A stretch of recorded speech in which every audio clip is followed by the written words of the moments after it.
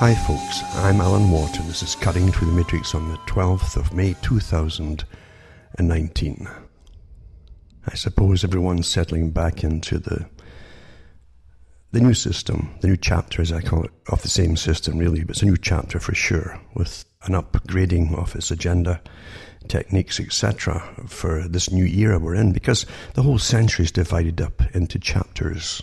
Same with Agenda 21 for the 21st century. It's all in chapters in 2015, 2030, etc.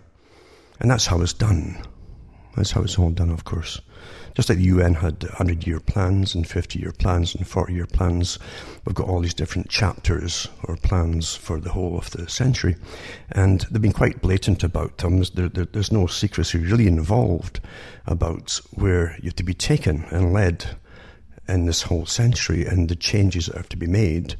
And you're going to accept whether you like it or not. It's rather blatant about that too, because the whole world is to change. The whole world, remember, is to change, not just your nation, into a global system run with the same agendas, basically. Slight variations according to time for different countries because of their economics and because of their climate and all the rest of it. But it's the same agenda for the whole century.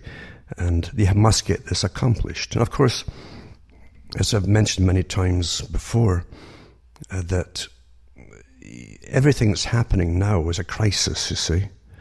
And under the guise of crisis, whether it's terrorism or climate change or global warming or whatever they want to call it, it's all your fault. And you have to go along with it because crisis gives them necessity. And necessity is the excuse they use to take your rights away from you and force you along in this system. The system eventually will be cashless completely. It must be, you see, to control everybody, because money is a control mechanism. If you can't get it, you're going to starve to death. And if it's all electronic, you won't be able to even use cash. You won't get cash. They won't be accepted. And if you've been punished in some way, and this is a whole system now is punishing you for any wrongdoing or not going along with the agenda, then they'll withhold your funds until you buckle under and accept whatever it is that you've railed against. Quite easy to get you in line. If you can't feed yourself or can't get accommodation to live under and keep you warm and out of the elements, then you'll suffer, obviously. Many ways to get you, in fact, and that is the way of the future. It's already here, actually. But you'll see it increasing very quickly as time goes on, because as you've noticed across the world, everyone's becoming aware of, with trepidation, of the system changing, and it's not pally anymore, you might say, and you're being warned and cautioned, and etc., as a prelude to what's to come. Because speech now is apparently dangerous, depends what you're using it for and what you're trying to express. You'll always find there's a deep state. They call it the deep state today.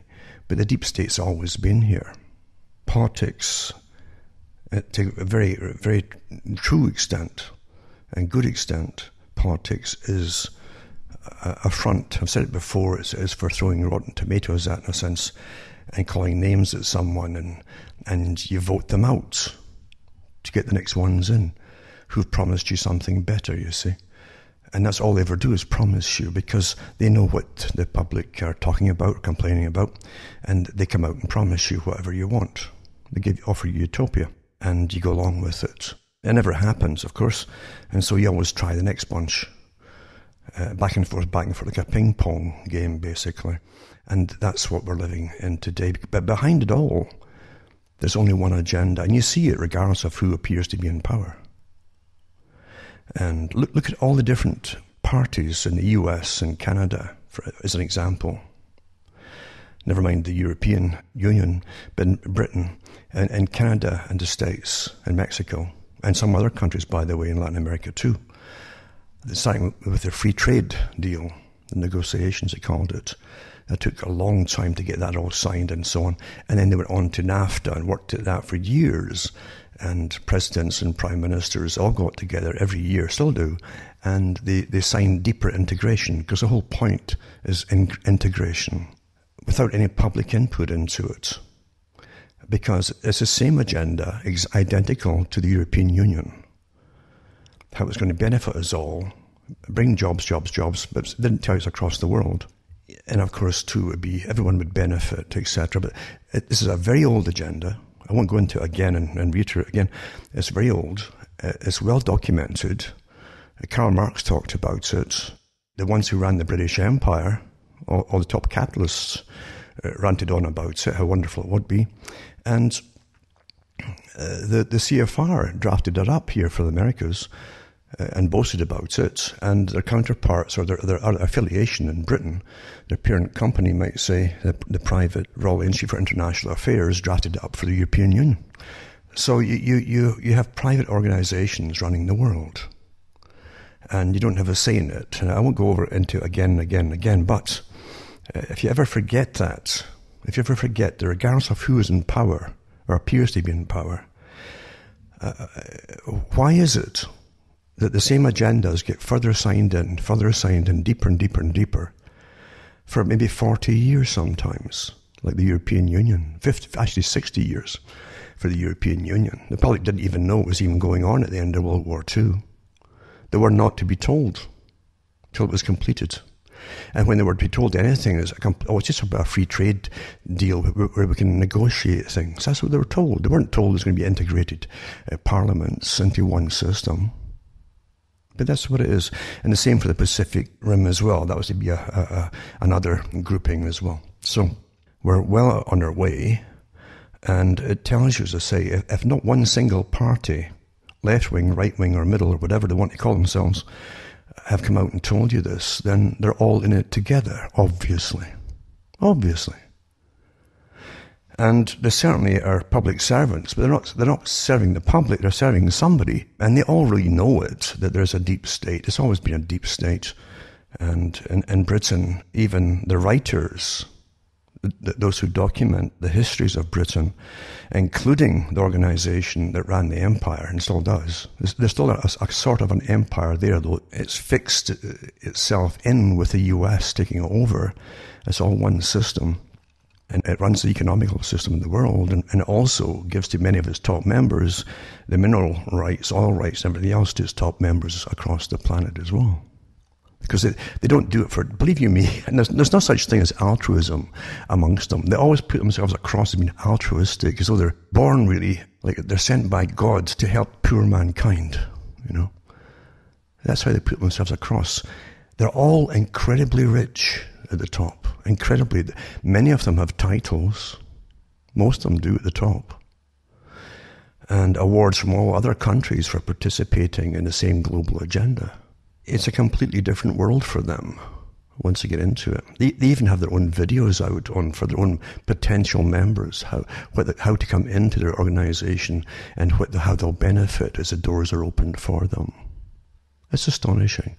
Meanwhile, at the bottom level, we're given nothing but fake history and who won this battle or that battle. In more recent times, we're told why we've gone into countries to help them or democratize them and all that nonsense, you know. And they call them peacekeepers as they go in looking just like soldiers always looked. And we're run by Jingoism and slogans, all dreamed up by big marketing companies. And we are run that way, massively so. The newspapers use a massive marketing companies as well to try and get readership back in them in an electronic age. And they've been backed again they've been kept afloat, lots of them, the top ones, by our tax money. Because those who are authorized, traditionally, to tell the public what they're supposed to be told, I won't say what they're supposed to really believe or know, but what's supposed to be told, they're licensed, and they already have this setup, this disciplined setup of management at the top going all the way down the tier groups until, so it's more disciplined than just some general thing that starts up a wildcat company, you might say.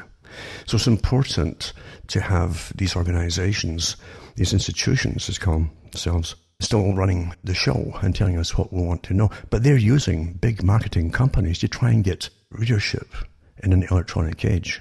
And you'll find that they've got psychologists again and neuroscientists and behaviourists working with them all the time, who come in and tell you how to hook the people into their sites. You'll notice some of the newspapers, actually lots of them, have stacks of photographs. And they advertise the money for any photographs of anything happening across the world if you send them into them right away. Because most of the things that happen in the world to individual people like ourselves really have very little effect on the rest of the world's direction. And so to an extent it's trivia. But if they've got fantastic photographs to divert you off into this, that, or whatever, and always emotive topics with them, they're called grabbers, and often very different from the actual article if you go on to read them. But they use these techniques to get you in and to get you to read. And if you read that one, and next to you with something at the end of it, another photograph or another big caption that grabs your attention to get you into, until they want you to spend as much time as possible on their particular site, because they get lots of money from advertisers. You've got to participate in your own deception. I've said this many times before. Same with voting. You know this person's not going to bring in heaven and utopia for you. I mean, surely you know that, right? So you participate. The younger folk are trained to be radical armies, almost in the Bolshevik fashion, and they are today. I might touch on that later, I don't know. It's all organized that way from the top. But the rest of the public, they know. They know that you're not going to get up. You know the real cost of living is going up and up and up, and the value of your currency is dropping, because it's designed that way. You're living on debt. The country lives on debt. Every note brought into existence, whereas digital or paper or plastic is still borrowed. It's borrowed from some group or other, or private or whatever. But the fact is, it's debt money with built-in inflation in it, you see. So you know whoever you vote in is not going to make things better for you. You know the agenda is to get you off of eating meat, for instance, because it's part of, that's what I'm saying. The whole agenda is one agenda. And all the things they're telling you that you must do to save the world and the planet were part of the eugenics agenda as early as the 1920s, even before that, in fact. How do you get the public to voluntarily reduce themselves? Well, you tell them it's because you're going to save them. You see, isn't that beautiful? Isn't that fantastic? To save you all, we've got to make you do the very things that you wouldn't do voluntarily when we just wanted to bring down the population of all of you. Isn't it beautiful, eh? How they always use the same techniques because they work. And during a wartime scenario, for instance, we don't mind as much. Oh, they're saving us from those nasty people over yonder, you see. And therefore, you go on starvation diet if need be for food. And you won't have the money to purchase much at all. So you kind of buy all the little goodies, even if you could possibly even get them. And you put up with hardship, you put up with everybody you know dying off, maybe even yourself, under the war situation. You get nothing out of it at the end of it, of course, except the debt you handed to bill, because we still borrow money to pay for all the armaments and things. But we put up with incredible hardship to be saved. So we use that scenario and bring it back under, we're saving you all from destroying the planet. You're the enemy, but we're saving you, the enemy, because you're destroying the planet. So you got to cut back your numbers, then you won't be able to, and cut back your income. Cut back your meat intake, and because protein's awfully good for, that's why folk are living so long, so many people actually, and they know this. And then cut back energy so you won't have all the piping water and so on. The stuff that helps to eliminate diseases and so on was running water and good sewage systems, etc. That's all to be cut back and priced out of existence. In comes the diseases, in comes all the problems, and you start dying off. But it's necessary to do that to save the planet, you see. A war scenario. And folk will never figure it out. It's the same folk behind it. And they're using all of our tax money. It's fantastic what you can convince the public to go along with when one system owns the entire system. One system owns all your, can actually, they own your government, they are your government works for them. and they simply tax it all from you to pay for it all. Isn't that beautiful? It's a pretty good system, eh? You got to admit it. It's a pretty good system for those who are in charge of it. But the public are not to be told any truths, because that might spoil it. It's a great deception, but the world's pretty well always been run by great deceptions. And as I said before, we even vote because we like to be deceived. We participate in deception, our own deception. Of course we do. Most folk go along with deception because they're afraid not to. That's part of it too. They're afraid. Most folk are afraid, and they take the easiest route in any decision like that. And the easiest route is pointed out to take this route here, and they go along with it. I remember reading from, I think it was one of Solzhenitsyn's books, and also Gozenko, Fall of a Titan. Excellent book to read, actually, very important one. And I think it was Gozenko, maybe, who talked about in the Soviet early, he was a young child in the Soviet Union, and they were in a country area and looked over a hill and used to watch the prisoners being marched back to the prison camp after a day's labour in the Soviet Union. And they said that what struck them was that there was only 2 guards, one at the front, one at the rear, with the prisoners, maybe 20 prisoners or more, maybe even 40 sometimes. And they'd be in their drudgery, drudging along, miserable as could be, half-starved, cold, and very weak, and occasionally getting a kick for being slow or whatever, you know. And these 2 children used to watch them every other day when they were up playing around in the hill. And one day they saw them drudging back, and a couple of people in the group had decided to try and take these guards out.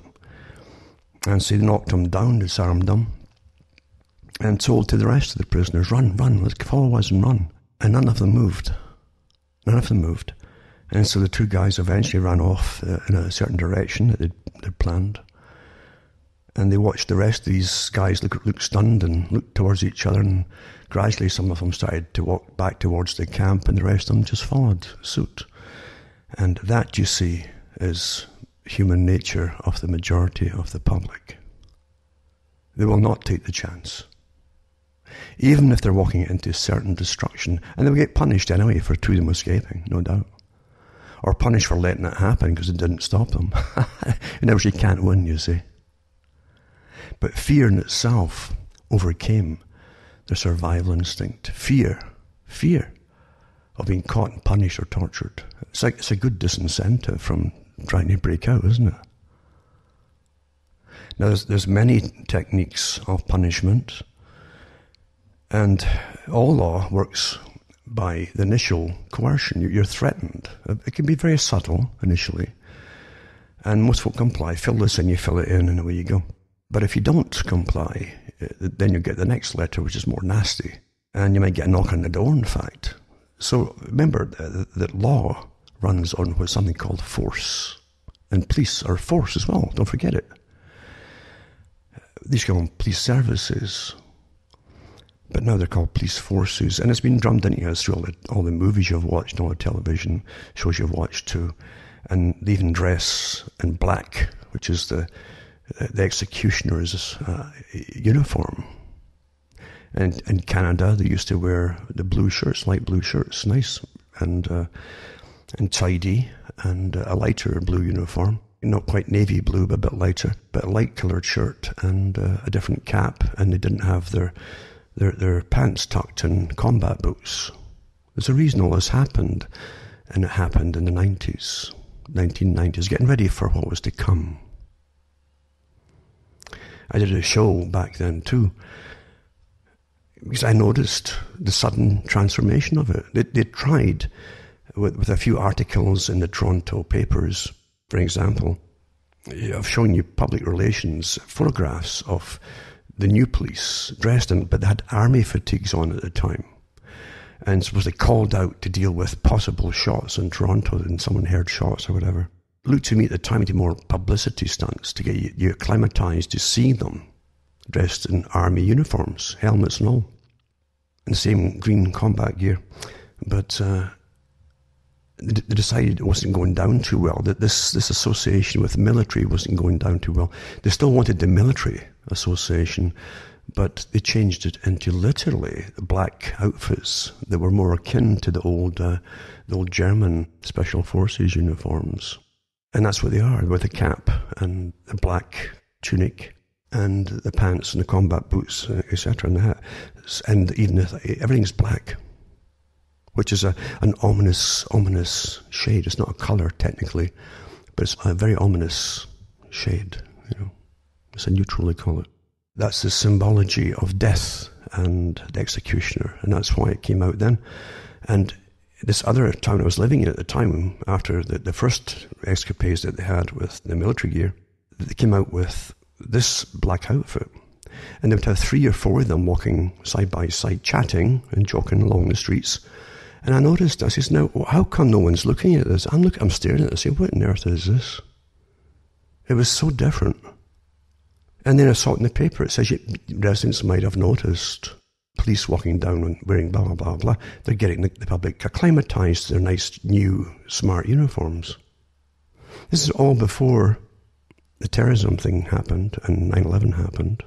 Not long before, but before. It was all getting ready for it.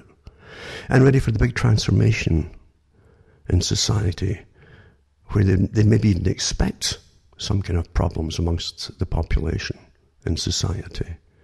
Everything's worked out. It didn't happen by its chance. It didn't happen by itself. It didn't happen because they were just bored of seeing light blue uniforms. It was designed that way to be the same as the US, as they were going the same way.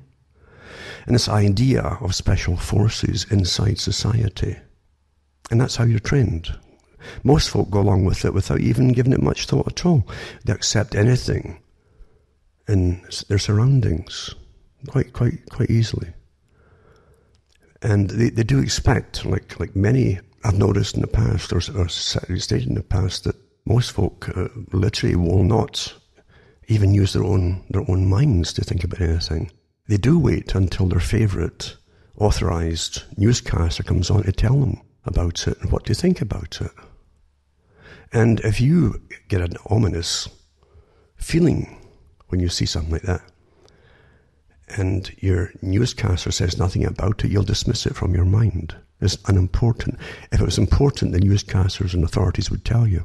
That's how simple it is for most people to be conditioned into anything. And that was the same time, of course, that Alan Rock, who went off to work from the federal government into the United Nations right afterwards, I think he was up at the Attorney General's level, he had put through, supposedly single-handedly, according to newspapers at the time, an omnibus bill. It was called an omnibus crime bill. And nothing was happening, remember, in the 90s, especially in Canada.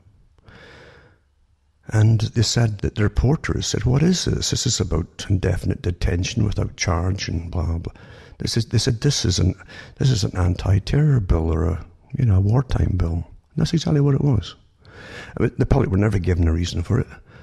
But 3 years later, of course, 9/11 happens, and there you go.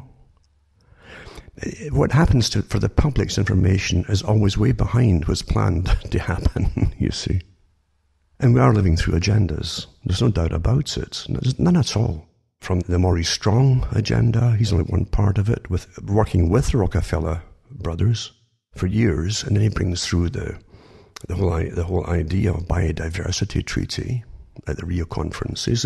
None of the public are involved in this. It's all to do with the top honchos that are in with the United Nations, the world government, and so on. And Maurice Strong also, when he came over to Canada, they brought him back from Canada briefly when Bob Rae was in Ontario, the Premier of Ontario, and he was put in charge of Ontario hydroelectric power for the whole of Ontario. Ontario's a very big place, remember. At the same time, he was drawing a salary from the United Nations. Because a wee bit of a conflict, not much, mind you, because he'd do lots of things and no one's going to say boo to him. Because there's such a thing as almost a special kind of select royalty amongst them. And you can see that if you have eyes to see. But he closed down one of the power plants and said he wasn't going to reopen it. This is way back then. All to do with what we're seeing now. We've got to start getting the public to use less energy. This also includes water, electricity. What good's water if you need the electricity to pump it or to supply it to your homes? So it was all planned a long time ago, and the people just adapt and adapt and adapt, just like the ones getting led back from their dreary occupation, you might say, on that road back to the Gulag. And that's what the public do. They just adapt and adapt. It must be okay, because after all, they mean well. Our managers mean well. They're there to serve us. Where do you see any instance or example of them being there to serve you? I mean, if that's the case, I want to be one of them, to get a servant's paycheck, because I really need it badly. In other words, everything is deception, including the terminology, isn't it? It really is. But that's what you must do. And today I looked across some of the old books I've got here, because certain things just stick in your mind. Sometimes whole chapters do.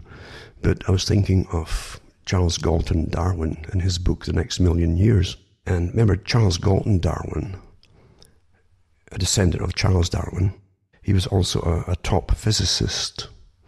And he worked on the atomic energy program to create the atom bomb and the Manhattan Project. He was part of the team for Manhattan Project, and he coordinated. It wasn't just done all by those in the US. It was done with scientists from Australia, Canada, Britain, and so on. But he helped to actually work to design the bomb.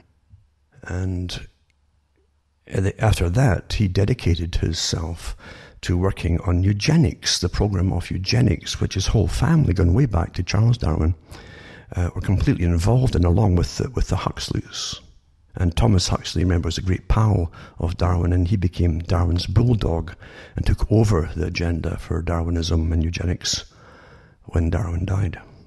I've mentioned so many talks before that there's no doubt about it, from the speeches that, say, the brother Julian Huxley gave, the brother of Aldous Huxley, when he was put in head of UNESCO, he talked about the different categories of helpers that manage the lives of us mere mortals down below.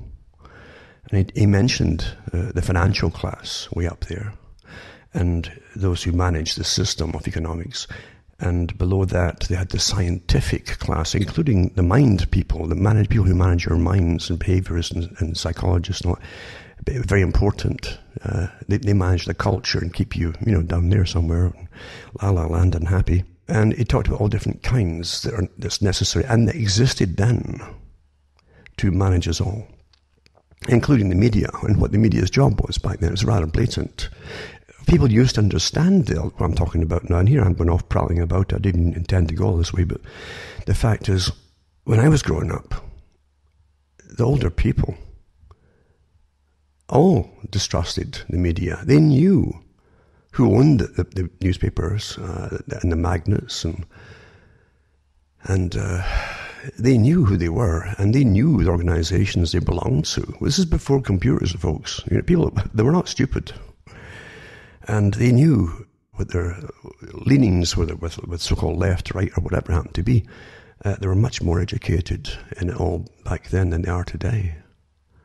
And they didn't trust them because they knew what power was all about. They knew what governance was all about, how they were governed by all of these special institutions that Darwin and Huxley's and all the rest of them were talking about and were part of, in fact. You see, that the deep state is a modern term for what existed back then.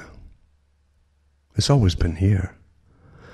And the first thing that you'll find in the writings of The Next Million Years, you'll find he'll go into again, always touch on history as though it was a all-known fact and all the rest of it, but it's to convince you that what he's going to eventually hit you with is quite, reasonable.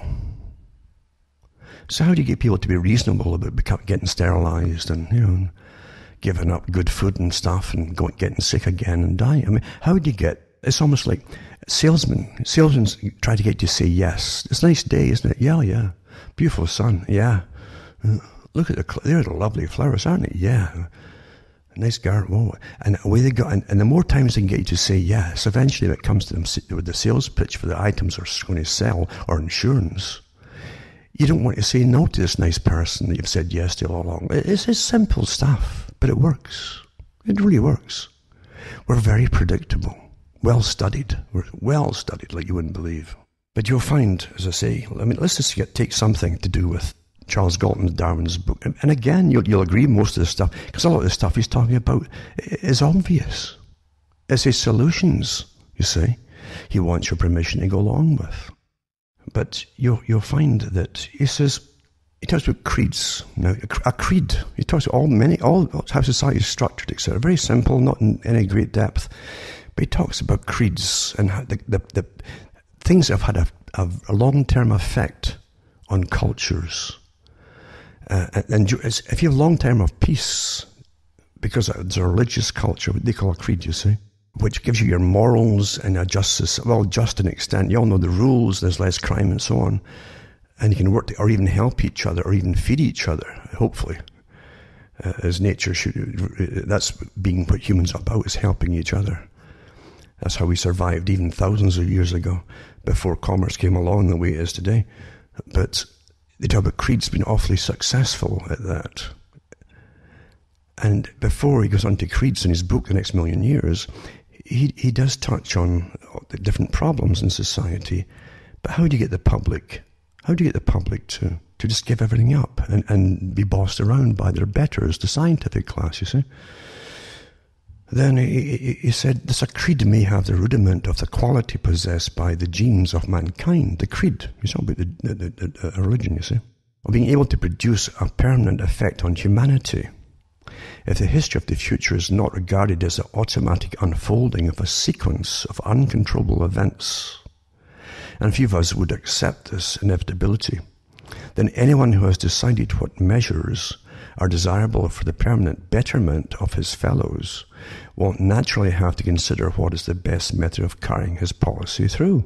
So he's talking about ways of getting you to depopulate yourselves, even sterilization of the unfit, etc. That's what he calls it, the unfit, and even feeble, all the stuff that the Nazis were blamed for. And this is after Nazi Germany, by the way, because they brought eugenics back. And one of the biggest pushers of that, of course, was cleverly put through at UNESCO by Julian Huxley. They made it part of the progressive movement. They call it the progressive movement. So progressive eugenics, you see, by progressive genetic alteration. It sounds better than just eugenics that got a bad name, you see. But anyway, getting back to Darwin here, and Darwin says, well, desirable for the permanent betterment of his fellows will naturally have to consider what is the best method of carrying his policy through. There are three levels at which he might work. The first and weakest is by direct conscious political action. Try to get politics to push it through, you see. But don't throw that out the window, right? So he calls that the weakest. He says, his policy is like to die with him, and so to be ineffective. The second is the creation of a creed. Well, it's a religion, right? Since this has the prospect of lasting for quite a number of generations. So there is some prospect of really changing the world a little with it. So don't forget what he said here. He's giving you a lot of stuff in a little paragraph here. So the second is the creation of a creed. But this is a prospect of lasting for quite a number of generations. So there is some prospect of really changing the world a little with it. The third would be by directly changing man's nature, working through the laws of biological hereditary. And if this could be done for long enough, it would be really effective. But even if we knew all about this man's genes, which we certainly do not, a policy of this kind would be almost impossible to enforce, even for a short time. And since it would take many generations to carry it through, it would almost certainly be dropped long before any perceptible effects were achieved. That is why creeds, religions, are so tremendously important for the future. You see, that's what your sustainability and greening and vegan and all that is all part of the new creed that they've created. If you've helped you figure all that out already. And a creed, it says, gives the best practical hope that a policy will endure well beyond the life of its author. And so it gives the best practical hope that the man can have for really controlling his future.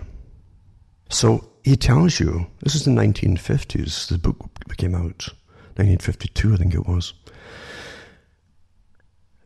what his, this wasn't all his own stuff he was talking about. He was in think tanks galore, his own level, to do with this, what they called the problem of humanity, that existed before the war and during the war, and here they are after the war. It never died off. The Eugenics Society is alive and well, and it's actually been awfully successful, isn't it? Because they've convinced the West. Never mind the fact that they're going sterile anyway. Just like you'll find from the writings of their other compatriots of these characters, like the Darwins, like the Russells, who all knew each other and worked together in the same think tanks, etc., of how you sterilize the public, etc., and then how to make it desirable to be single, give them lots of sex, take care of any problems by the state, which use tax money to deal with problems. And it'd be awfully easy, actually, to... Well, how do you do it? You create promiscuity, hypersexualize them through the culture industry, etc. It was all... People think things happen by themselves. The deep state is real. If the deep state wanted you all to live in an Edwardian or even a Victorian fashion, you go right back to it very quickly. And they could do it too. There's nothing they can't do with you or convince you of, because they have enough psychology and understanding of human nature and the techniques used to change your behaviour. They could do it very quickly. That's what I'm trying to say to you. But most folk will never be convinced anyway, or don't care. Remember, again, most folk who don't care too belong to the same grouping, the bulk of the populace, who take the easiest path out of a problem. And the path is always directed for, it's got a signpost for it. This is the easy path. They take it. Most people use this path, so they take it. It's like when you go searching for anything on the internet. Most people who look for this also saw, or went, forget, I don't even follow that. All this stuff's turned off in my computers. Forget it. I know what I'm looking for. Where I find it will be a battle, but I've more chance of doing it that way without being distracted into, and by the nudge units, as they call themselves, behavior insights teams. So really, we truly are living. It's not even an experiment. It's way beyond all of that. It's everything. Everywhere you look, everything you listen to. It's all through your entertainment industry, all your updates where you're supposed to think, believe, be angry about, be loving about, whatever it is. They tell you what is good behavior, and they keep changing you all the time. And folk go along with it all. That's what Winston was talking about, the Winston character in 1984. At the end, Winston literally comes to love Big Brother. He comes to love Big Brother, and it was so much so he'd have genuine tears in his eyes. And when O'Brien told him, and would shock him with torture, how many fingers have got up, he'd say, if O'Brien held up, 4 or whatever, or 5, O'Brien would say, he'd shock him and say, I've got 3 up, even if he's holding 5 up, right? Yet O'Brien said, with all this shocking, is he screwed with your mind until your mind is frazzled, and they'd rebuild your mind until towards the end, Winston said, I'm trying to see 5. Yeah. And O'Brien said, that's not good enough. You must really believe it. And if I say I can fly, Winston, you'll believe I can fly. It wasn't good enough to say what he wanted you to say. You had to believe it. Understand? That's where folk are today with it all. There's many ways of torturing you. You don't have to get physical torture. Now, let's just touch on this here. But yeah, that the next million years, again, I've done talks before on some of these books, and you should go through them in my website, in the archive section. You'll start to learn something for those who haven't done it. And you'll find that there's nothing new under the sun, especially with all the agendas that are right in front of your face today and being disclosed as though they're just instituting them today. They're old agendas, and they were planned long before you were born. And a lot of them were planned in the last century and even before that one.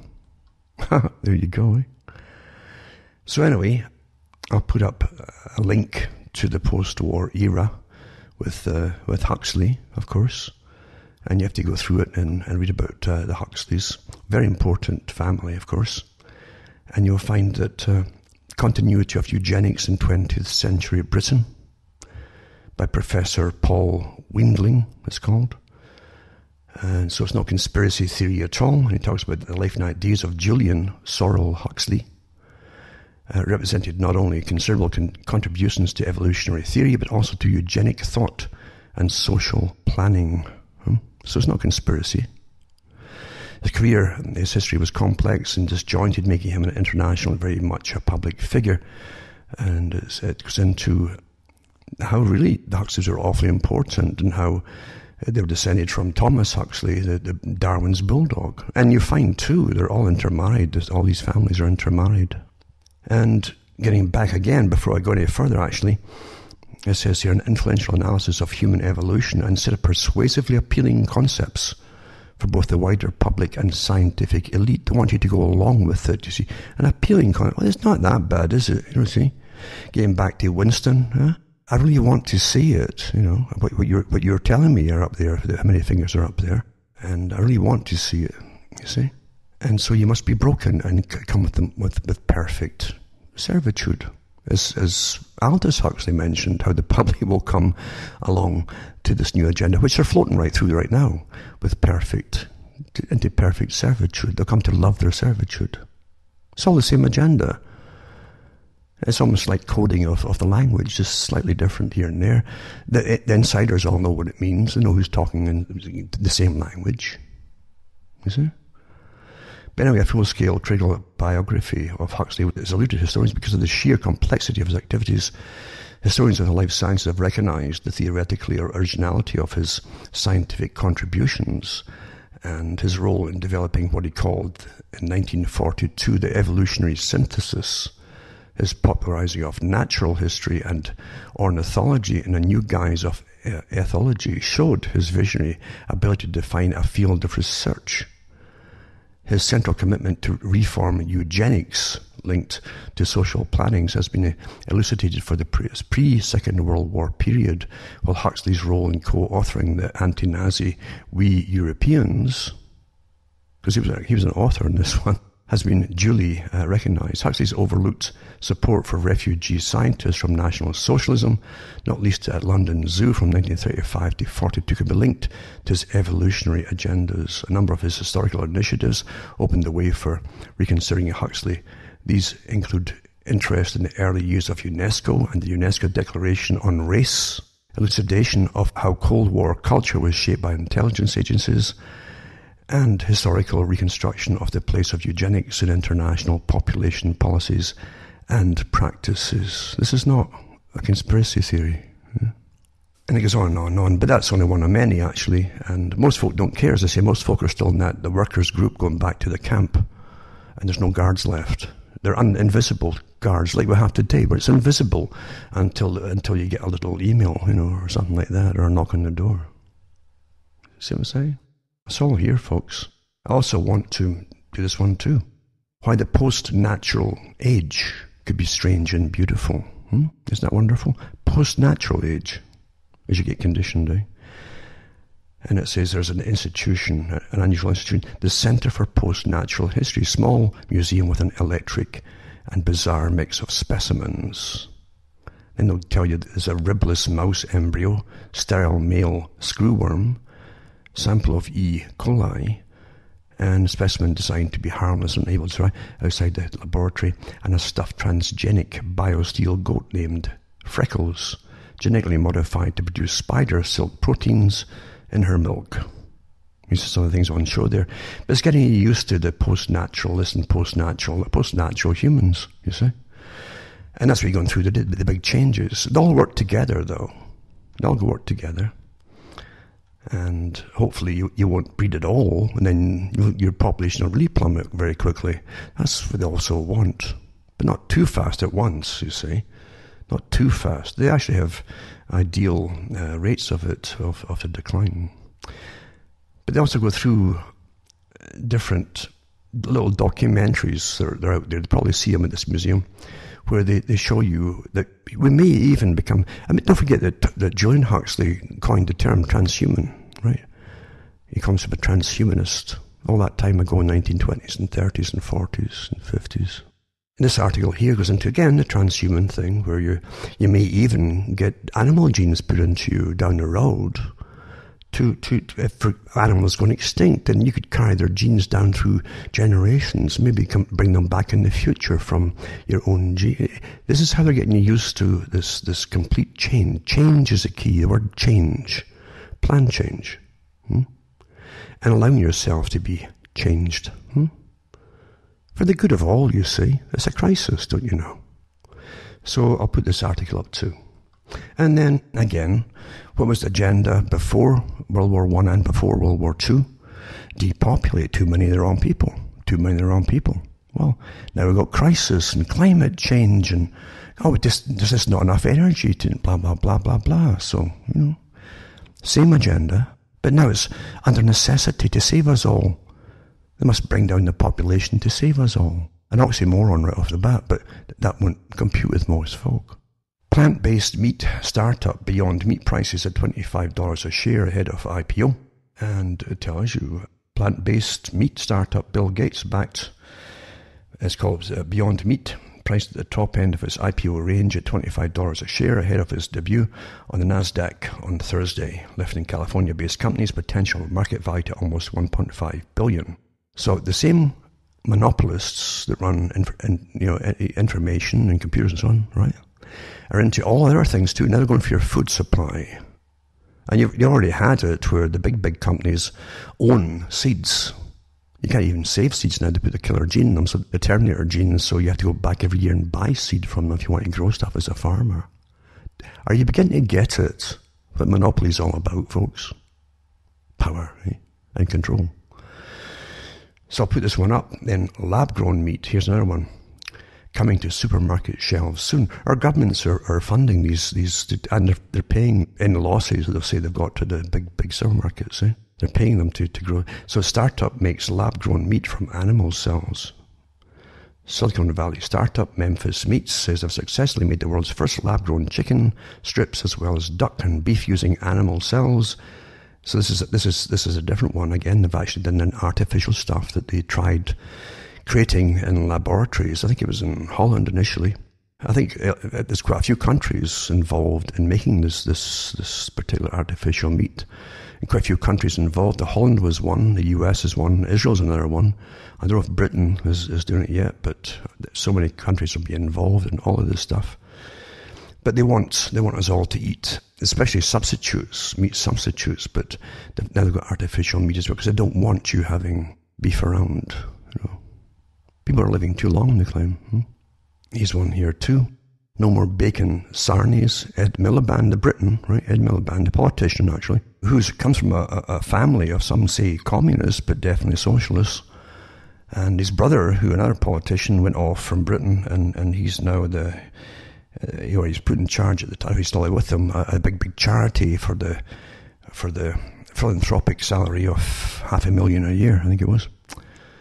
They're awfully well paid, these particular socialists. But it says, Ed Miliband says we'll have to eat less meat. This is the one who's still in Britain. And backs more taxes, naturally, on holiday flights to tackle climate change in a fiery BBC interview with John Humphreys. There you go. So I'm sure he'll do without, right? Huh? And so he says, he's a former energy and climate change minister. What a title to have. Energy and climate change minister. He's in charge of the climate, right? Or he's what he was. They used to have these titles for the gods of Egypt. They had gods for all things, including the climate, and sun and air and, rain too. We just elect them, or you think you do. So there you go. And it all comes out with taxes too, which also impoverish you until, they're getting the message, less energy. So technically money is a form of energy. There's an organisation out in the 30s came out with that, and they actually planned it that way. Energy units, and some of the top bankers today still talk about it. White Castle debuts plant-based sliders that bleed. It looks like meat and even tastes like it, but it's not made from cows. Isn't that statement right out of Orwell's 1984 when they're in a canteen? And Orwell's neighbour, who works there too, the same place, says to this kind of white mush that they're eating, isn't that amazing? It says, looks like meat, tastes like meat, but there's no meat in it at all. And here you're reading it from articles they're putting out. Looks like meat, it says, and even tastes like it, but it's not made from cows. Impossible Foods, I guess the company CEO Patrick Brown explains the process behind creating the company's plant-based protein and how hamburger restaurants around the country are taking bites out of it. So there you go. It's like the old soya stuff from the 60s and 70s, that quivering jelly stuff they used to see. I've got a few articles, and I'll put all these links up anyway for people who are interested in catching up on it. But anyway, as I say, they want to bring down, the population, to eat less meat, to tackle climate change, the big crisis. You see, it's a wartime crisis. You're the enemy to the planet is mankind. You see, so they've got to deal with that and you must go along with it. But they want your consent to go along with it. And at the same time, all this is happening, right? You've got euthanasia, big time euthanasia. I can remember, I think it was the night of 2001 on a show of the 11th, of course, 9/11, 2001. Saying the hardest thing, because I knew that whole agenda would be unleashed with this whole agenda, because the two Bushes by that time had given us the big talks on a new world order. And if you're in the know and you'd studied enough from the same sources at the top, you know what they were talking about. It's the unleashing of a whole new agenda, very to the public anyway, but an old agenda to them, for this order of living, depopulation, a world system all run by the same group at the top.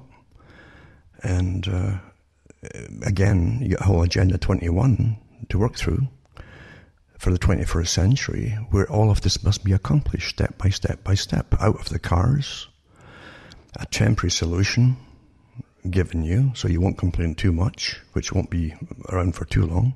Getting you off of meat, getting you used to the fact you can't afford the energy anymore, for especially electricity and so on. Things that have made it more comfortable and more sanitary, and keeping disease down and all the rest of it. All the things you need are gradually be taken down from most of the public. Easy to do when you mandate it this way, and then you tax penalties. So only those at the very top and wealthy people can afford to live like they had lived before. Quite simple, isn't it? But you also get the next part of it too, that even Obama prattled on about, more openly about his grandmother being sick, etc. And why openly talk about that in a public speech? Well, he's talking about euthanasia. Because the old agenda, which again goes way back, and again came out in the 1930s with Brave New World, where you'd live a healthy life until a certain age, and then you'd go get sick, and then you'd die. And they would teach the children to celebrate death, and the bodies go back into the earth like they're doing now, again, like the articles last week with the green goo. They turn you green goo and they can pour you into the roots of a tree. You're starting to get it, are you? It's a very old agenda. But you see, you must get the public to go along with it. And as Huxley, Aldous Huxley said, they'll come to love their servitude. He was warning you too. He says perhaps they could public with techniques. He's talking about psychology and behaviorism and all these techniques of manipulating your mindset and your beliefs or whatever. He said perhaps they can convince the public to accept things that possibly they should not accept for their own good. That was on a television show. Mike Wallace, they said that. He gave you little warnings. Unlike his brother, who just dictated to you. His brother, by the way, Julian Huxley, had to go and get electroshock therapy and various other things. He was manic, and he got into depressive phases too. It's called bipolar today. It ran in their family through certain inbreeding too, tendencies, depression, and going way back, actually. It runs their family. And don't forget, these families are all intermarried. The Darwins, the Huxleys, and the Darwins were interbred with the Wedgwood family for generations. The two families interbred completely. So they're already into the specialized breeding programs, for those who haven't figured anything out yet. And this is no conspiracy, this is historical fact. So let's go into the next part too. And it talks about more than a quarter of the deaths in Holland are induced, meaning euthanasia. A quarter of them now. I followed that and given talks over many years on Holland, because Holland, by its own admission and its own studies of the population, are the most passive, compliant population in Europe. They're the least people in Europe to demand anything from their government or go against their government policies. They're very compliant. That's why they picked Holland to start it with years ago. So more than a quarter of the deaths in Holland are induced, right? It's on the rise. 15 years after the Netherlands decriminalized euthanasia and physician-assisted suicide, more than 25% of all deaths in the nation are induced, rather than by illness or other natural causes. You understand that? They're dying rather, it's more than 25% are induced rather than illness or other natural causes of death. The figures based on stats from 2017 includes almost 6,600 cases of euthanasia, 1,900 suicides, and some 32,000 people killed through a practice called palliative sedation, according to an article in The Guardian. And it's got the link on that article too. I'll put these links up tonight for those who want. In the article, journalist Christopher de Beleg traces the history of euthanasia in the Netherlands from where it's introduced for extreme cases. They always start off with extreme cases, unbearable suffering with no prospect of improvement, to the point where some are advocating for a legal pill that practically anyone can take in case they're tired of living. They're already giving it to ones who are just depressed, you see. So they want to get rid of the gene pools of those who have any of these problems happening to. Now, how many youngsters go through depression bouts? I mean, everybody does at some point or another, I think. As you're finding out who you are, what life's about, and you're not even sure yet. And a lot of folk when they're adults don't know what life's all about yet because it's so deceptive. But that's Holland. Now, Canada, again, and many other countries have followed suit with this. Here's an article here to do with that too. That's quite amazing, really. This is from LifeSite News. Euthanasia doctor hired for prime role at Ottawa Catholic Palliative Care Hospital. So the Catholic Palliative Care Hospital hired a euthanasia doctor. So a doctor who performs assisted deaths, like they call it, and lobbied for legal euthanasia in Canada, now has a pivotal role at a Catholic hospital in Ottawa renowned for its palliative care. Dr. James Downar was hired in October as head of palliative care at the University of Ottawa, a tripartite position in which he splits his clinic time between the intensive care unit at Ottawa General Hospital and the palliative care ward at the Catholic Elizabeth Bruyere Hospital. He's also a researcher with the Bruyere Research Institute. And before that, Dr. Jose Pereira, staunch opponent of euthanasia, formerly held the position. News of Downar's appointment comes as LifeSite News learned that Canada's Catholic health sponsors approved secret national guidelines in consultation with the bishops to allow third-party euthanasia assessments from medically frail patients on site at Catholic healthcare facilities, including Bruyere. Catholic moral theologian Dr. E. Christian Brugger says allowing such assessments at Catholic institutions is morally wrong cooperation because it's a scandalous and gross affair to bear witness to the gospel. Well, they better make their minds up what they're serving, eh? They've already had complaints from social media about it and people who are really ticked off at it. But it says Downar's euthanasia advocacy is a matter of public record. It says, as a former chair and member of the Physician Advisory Committee for Dying with Dignity Canada, he lobbied for the legalization of euthanasia in Canada. He performs assisted deaths, supports the harvesting of organs of euthanized individuals. Interesting too. He's in the organization too to harvest organs. Was a paid consultant on the Canadian Medical Association course. They call it MAID, Medical Assistance in Dying. They call it MAID, of course, because it's your maid. You call for a maid when you need help, right? So maid is just to kill you. Pleasant in a way, isn't it? Anyway, and advocates that euthanasia be part of palliative care. Eventually, you see, palliative care will simply be a euthanasia. You see, instead of taking care as best as you can until a person dies naturally, they're going to simply bump you off quickly. They want palliative care to become medical assisted death, you see. It already offer you a quick exit in the Canadian hospitals. And I've already done stories on that, where they're offering it to young people who are not dying, but they're actually offering it to some people. And it's a downhill thing from here, because, believe me, these characters are out in society, and they're not giving this because they believe it's helping society. You've got to understand the types of characters who run in positions of, and who are appointed to positions of authority over the general population. You got to see, there are plenty of psychopaths all through society. Plenty of them. All of them, you know. All through society, I should say. You'll find them in surgery at times, in surgeons, and things like that. If you were to hear what they talk about, it might shock you. But your government's promoting this, remember. So this one goes on and on and on. And it says, Oslo's Archbishop Terence Prendergast told the Catholic Race he believes that Darwin's appointment will not threaten Breuer's Catholic character. The hospital's Catholic character. Well, I think it would, wouldn't it? Anyway, he's a paid consultant to Jules, Inc., incorporated for CMA course on MAID. That's a dying course. Member and former chair of Physician Advisory Committee for Dying with Dignity Canada, and also Big Pharma, Boehringer, Ingelheim, Canada, Medtronics, and Novartis is Big Pharma. So that's what this guy's a member of. And probably other organisations, no doubt, too. All of these kind of guys are. So there you go. It's all in your face. There's nothing to guess at. Plus, he promotes harvesting organs. I keep telling folk we are a business. We're a good business, aren't we? And most folk don't even know they're a business.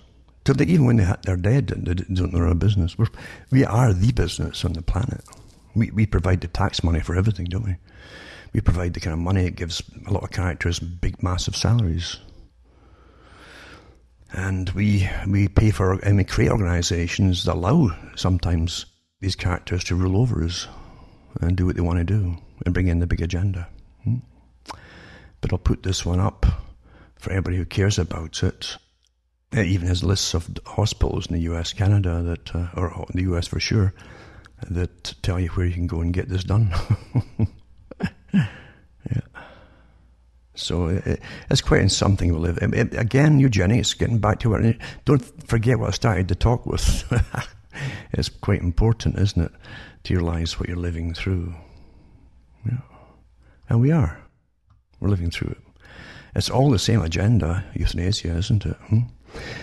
Linked in completely, absolutely linked in, is euthanasia with population control, eugenics, economic system, because you see, we're not to be a burden on society. If we're paying money into the system, according to the United Nations, a good global citizen is a good producer and consumer. That's how they define it from their own writings and charters. So obviously, if you're not producing anymore, you're consuming, then you're just a burden on society. Well, here's a pill. It's only 25 cents, for goodness sake. And that will save the system a lot of the money that you paid into it. They can use that for other things. And they can maybe harvest your organs in the process and make a little bit of money on the side, eh? We're awfully good, aren't we? We really are good. You know? I wonder if they'll give us little incentives down the road with the articles last week where they're going to turn us into green goo rather than cremate us and pour us into Mother Earth here to grow plants and stuff. If we get some money before we're dead, maybe we could put our names forward, and then they can say, okay, if you turn me into green goo, you feed the trees and the plants and that, can I get some cash before I die? Eh? Are they really going to push this for the goodwill of us to give it all for nothing? Because we give everything else for nothing, don't we? It's strange that all the folk you make money off the nothings that you leave behind, like organs and stuff like that. It's just astonishing that they live an awfully good lifestyle out of all these nothings that happen to be you.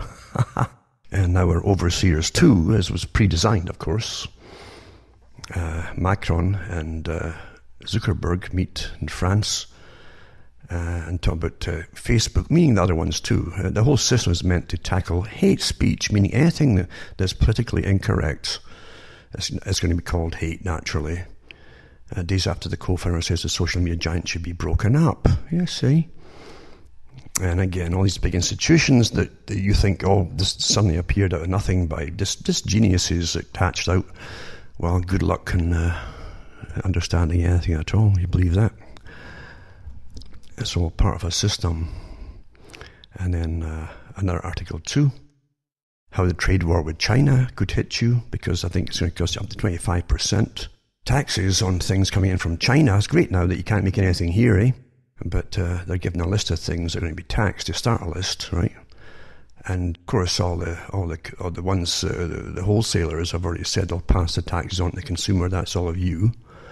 So you paid for all your factories and that, and all these companies that actually made real tangible goods. You paid for all to go to China through deals made by your politicians that you're not invited in on.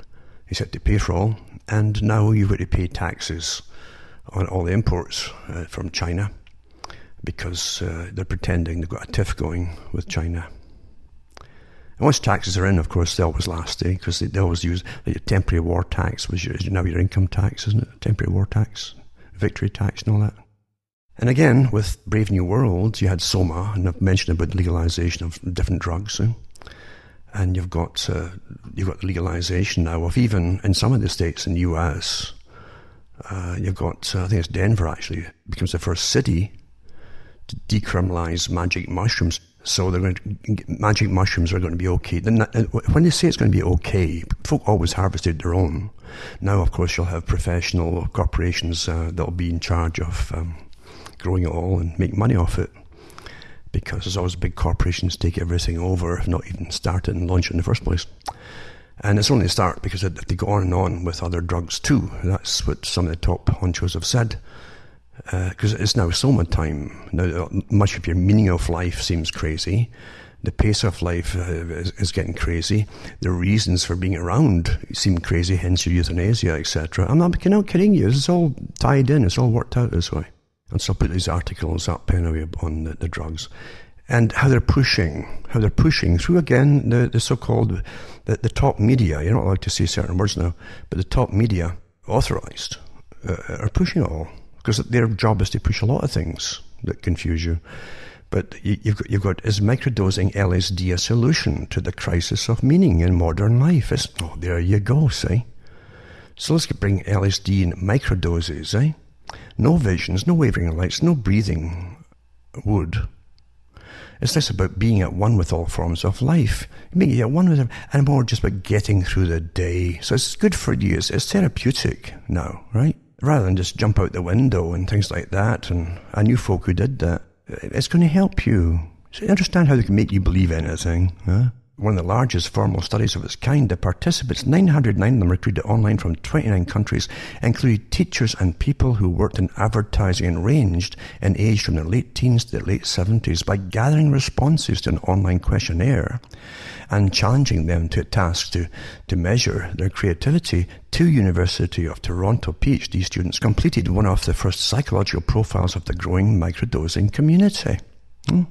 It's a regular consumption of small, non-trippy amounts of psychedelic substances such as LSD and magic mushrooms. Isn't it amazing? You get all these articles all flooding you at the same time from seems to be different sources. The study found that microdoses scored lower overall on neuroticism and dysfunctional attitudes, meaning you're not going to be, you're going to be more pleasant. Can we tax you more? No problem, man. Sure, okay, go ahead. So you'll be more pleasant and stuff, and less neurotic. You won't say, you can't tax me anymore, I'm starving as it is, for God's sake. No, you can't say that. You just hear a little trip of LSD, you'll say, oh, sure, man, yeah, cool, man, yeah, good cause, yeah, sure. And then higher on a brief wisdom scale, you're more wise. See how they pushed that rubbish forever. You ever seen the rubbish that folk write after they've been tripping out, or even smoking dope, eh? At a time, it's they've got great philosophy and great poetry, and they read it next day, and of course they try to burn it before anybody sees it, reads it. Rubbish. But here they're telling the same old con game here. And higher on brief wisdom scale that measures beliefs like, I'm in touch with my feelings, or I have a good sense of humour about myself. They seemed more open-minded, more curious and more creative, coming up with more unique and unusual uses for a brick and a knife. In other words, their mental health seemed to be flourishing. I guess that's well-being, I guess. Isn't that wonderful? In other words, the system, the big system will like you more when you're just way out, man. Sure. Laid back, yeah. It says they compared the microdosers, current and former, against controls. No microdosing experience. Their study lacked a placebo arm, making it hard to prove cause and effect. This isn't the tune-in, drop-out counterculture of the 60s. No. It's to be pleasant. You see, you can be awfully pleasant, everything that you're told. Yeah, can we take your shoes? We need them. Oh, no problem, man. Yeah, sure. So anyway, it says, University of Toronto Centre for Psychedelic Studies. Like, they haven't done enough of them, eh? And no doubt we get a little grant for this too. So now the Judo and the newly launched University of Toronto Centre for Psychedelic Studies are preparing what could be the first Canadian study of its kind, a new randomised trial that will compare placebos to measured doses of psilocybin, that's a mushroom, and principal psychoactive compound found in certain types of fresh and dried mushrooms. Can you believe we're wasting our money on this again? But again, this agenda, you got to get drugged, folks, because society is getting so crazy. And you know what it is they take all your beliefs from you. When you see things that just don't make sense, you actually physically see things, and you're told to believe other things, and then you can't. Well, you got to get drugged, so you start to see lots of weird things, I'm telling you, like Jolly Green Giants. There was a guy who did that. He stripped out on a hillside. He literally claimed there was a guy hundreds of feet tall, complete green, went hopping along over the hills and over him. Yeah, no kidding you. Yeah. So you're going to feel laid back, for goodness sake, and yeah. It'll also do away with some of these drugs. Some of these drugs do away with appetite, whereas dope, of course, tends to make folk eat more. Another one, even the Guardian's on the amazing on these papers. It's a coincidence. Makes me enjoy playing with the kids. Is microdosing mushrooms going mainstream? Huh? It says increasing numbers are taking tiny doses of psychedelic drugs in the UK. Why? Suddenly, a sudden phenomenon, mate, all over the place at the same time.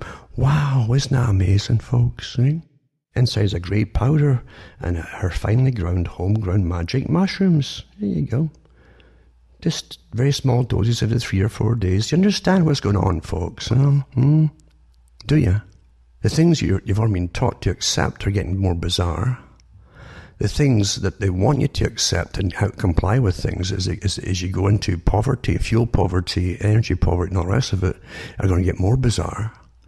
But it's much easier when you're pleasant and compliant, isn't it? Yeah, man, no problem. Yeah, peace. Yeah. And I feel alive. University lecturer 40 who microdosed tiny amounts of psychedelic mushrooms says drugs encouraged her to split with her husband. Wow, I wonder if she's on Oprah yet. Yeah. She's a university lecturer from East London, said it freed her. Yeah, drugs can free you. Yeah, certainly can. Wow, I'm telling you. And then you go into, of course, the other side of things like Shanghai, where the addiction to things are so bad now with drugs. They're doing brain surgery on people now, and even putting electrodes in. The old Tavistock idea of electrodes right into the skull, and you can actually work them with your computer or a tablet, probably with your cell phone too. Yeah, so that's how you deal with the madness in society that's been forced upon people. And you'll get through it all, you see. You won't notice a thing. You literally probably won't notice a thing. Anything. And the mums who took cocaine during play dates, isn't it? All these happy stories suddenly came out. They ain't all come out by themselves, eh? Cocaine use in England and Wales is at a 10-year high, with middle-class users accused of fueling the drugs trade. This is a Victoria Derbyshire programme met 2 mothers who described how their addiction affected their lives. They'd be unmarried, they're single mums, and they'd have their babies in the carrier, and then they go up and do a line here with their pals and stuff and sit and chat. And then when they're pregnant, they also kept doing it, and yada, yada, yada, you know. Mm-hmm. One of the country's leading providers of private addiction treatment says it's seen a 128% increase in the number of cocaine addicts since 2015. Drugs are great for you, eh? Wow. And here they are pushing more and telling you that at the same time, what happens, eh? Quite amazing. And again, getting back to, euthanasia. All these people who want to help you, reduce the population and get organs at the same time. Organ donation is a selfless gift to those on transplant wait lists. But what if we euthanize patients by harvesting their organs? So they kill you when they harvest the organs. How's that? Because then they're really fresh, eh? Telling you, there you are. But it's such a nice article. It's just wonderful. It's just you'll actually want to go and do it after you read this article. If you take some of the drugs, in fact, you might definitely volunteer for it. No problem, man. Yeah.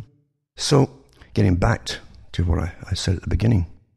What I said was Charles Galton Darwin, descendant of Charles Darwin, and a physicist who had no problem working on something that would kill millions of people, the atomic bomb.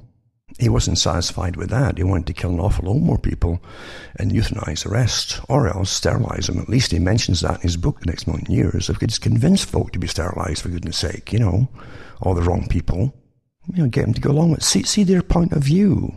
Again, like Aldous Huxley said, the people could be coerced into coming and agreeing to all these things and be quite willing to be servants, basically, of the world state. You'd be happy with your servitude, you see. There's nothing that can't be done to you. And again, Huxley talked about different drugs that could be used, and so did Charles Galton Darwin, and here you go, folks. Here you go. And then the enemies of their agenda, the enemies being too much good energy for giving you sanitary conditions and heat and warmth in the winter and things like that. You start doing away with all of that, make it unaffordable by most. You'll get diseases creeping in, and water will get contaminated again. And Bertrand Russell said if they only had a black plague every generation or two, it would help keep the population down. Now, I'm not making this stuff up, folks. This is not conspiracy stuff. It's in your face. And again, I said this in my early talks too. I said, you can't force people to do it about anything. You could actually do it if you had the money, lots of money, and you use the techniques of persuasiveness and especially get the young kids, brainwash them quickly and make them hate whoever you want them to hate. And they become a great army. The very creed that Charles Galton Darwin said would be very effective. It's a creed, it's a belief, it's a religion. They're fanatics. These young, they're absolutely fantastic. They're like any fanatical type religion. And they'll do what they're told. Ruthlessly. It's all there. It doesn't happen by itself. And what the deep state doesn't want doesn't exist.